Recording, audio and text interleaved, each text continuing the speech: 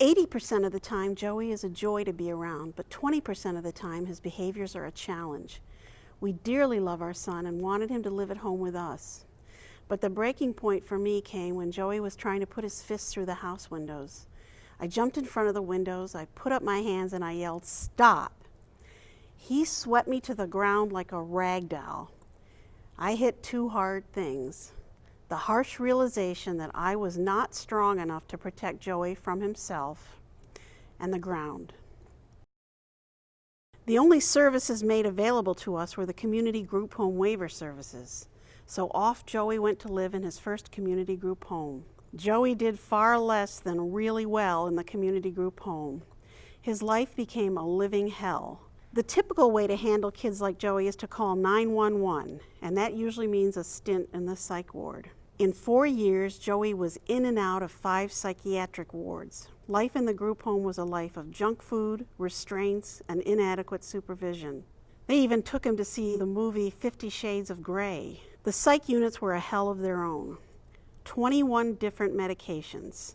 Some left him with Parkinsonian-like tremors. One caused him to develop female-like breasts. Life in the community group home for Joey isn't what you may think, and it surely wasn't anything to do with the community. He seldom left the home at all, and when he did, it was just to get in the van and go for a van ride. It was very isolated, segregated, and restrictive. Joey was so painfully lonely, he would call us 18 times a day just to hear a friendly voice. I stumbled onto the existence of Pennsylvania State Centers accidentally. I was so impressed.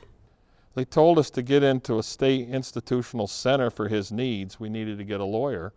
We went ahead and got a lawyer. It took time and it took a lot of money, but we finally were able to have Joey admitted to Whitehaven State Center. Whitehaven turned Joey's life around. Today he is a normal weight, clean, safe, happy, and healthy. He's engaged with his fellow residents in a college campus type of community. There are some very fine group homes out there for a certain type of clientele.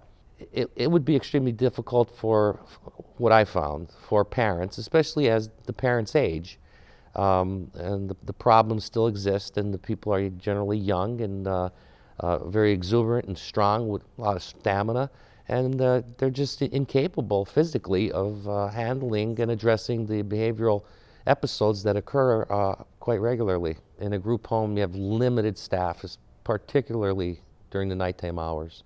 Some psychiatric episodes are so severe that they threaten the safety of the public. So the police would be summoned, and it would be at the discretion of the police officer, as opposed to Whitehaven Center, who deals with those episodes internally. You have people there that can address the behavioral episodes and the behavioral issues. We also have intense behavior support plans, which are written by professionals along with our psychiatric people. Every resident frequents the community with staff. They recognize the efforts of the individuals in the vocational settings for their productivity and for the prideful things that they accomplish. In a Whitehaven Center setting, I believe the individuals there are safer and more productive. According to the governor's executive budget, less than 7% of the Office of Developmental Programs budget actually goes to the most critically needed residents in state developmental centers. And already more than 86% of the Office of Developmental Programs budget is for the community group home program. I understand where the state is coming from, but here's where I'm at. Allow me to quote Christine Montross, author of The Modern Asylum, from an article in the New York Times. Quote, "Neither my chronically psychotic nor my mentally disabled patients can safely care for themselves on their own. They deserve the relief modern institutionalization would provide. Naysayers cite the expense as prohibitive, but we are spending far more on escalating prison and court costs and inpatient hospitalizations. More important, we are doing nothing about the chaos and suffering in patients' lives." Please join with us in support of the State Center's important work.